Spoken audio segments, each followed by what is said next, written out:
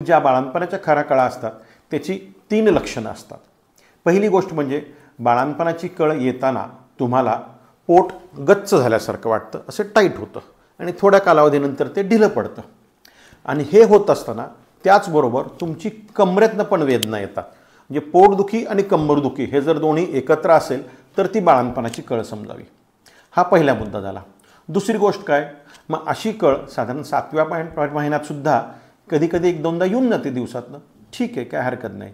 पण अशी कळ ज्यावेळेस तुम्हाला साधारणपणे दर 5 ते 10 मिनिटांनी येते आहे त्यावेळेस ती बाळंतपणाची कळ समजावी। आता या कळांची जो कालावधी असतो, जी तीव्रता असते, जी वारंवारता असते, जी ड्युरेशन, इंटेन्सिटी आणि फ्रिक्वेन्सी हे वाढत जातं। म्हणजे काय, सुरुवातीला 1 तासाने एक कळ येते, नंतर अर्ध्या तासाने यायला सुरुवात होते, नंतर 10 मिनिटांनी येते आणि शेवटच्या कळात तर दर 10 मिनिटात 3 कळा येतात।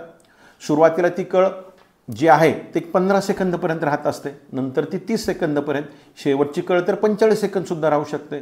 आणि त्याची तीव्रता जी आहे, सुरुवातीला थोडंसं दुखल्यासारखं वाटतं, नंतर खूप त्रास होतो आणि शेवटच्या ज्या कळा असतात त्या तर असह्य असतात, म्हणजे वेदनेची तीव्रता पण खूप जास्त असते। अशा पद्धतीने ह्या बाळंतपणाच्या कळा तुम्हाला ओळखता येतात। याच्याबरोबर अजून एक काय होतं, ज्यावेळेस बाळंतपणाची कळ येते त्याच्याबरोबर योनिमार्गावाटे खालनं अंगावरनं तुमच्या थोडासा चिकट लाल स्राव येतो, ज्याला शो असं म्हणतात, तो येतो। किंवा बाळाची जर पाणमुठ फुटली, म्हणजे बाळाभोवती जे पाणी आहे त्याची जी पिशवीतनं जर पाणी व्हायला लागलं तर लायक्रॅम्प नाही, त्यातनं लीक होतं, त्याला लीकिंग म्हणतात, हे पण सुरू होऊ शकतं। म्हणजे ज्या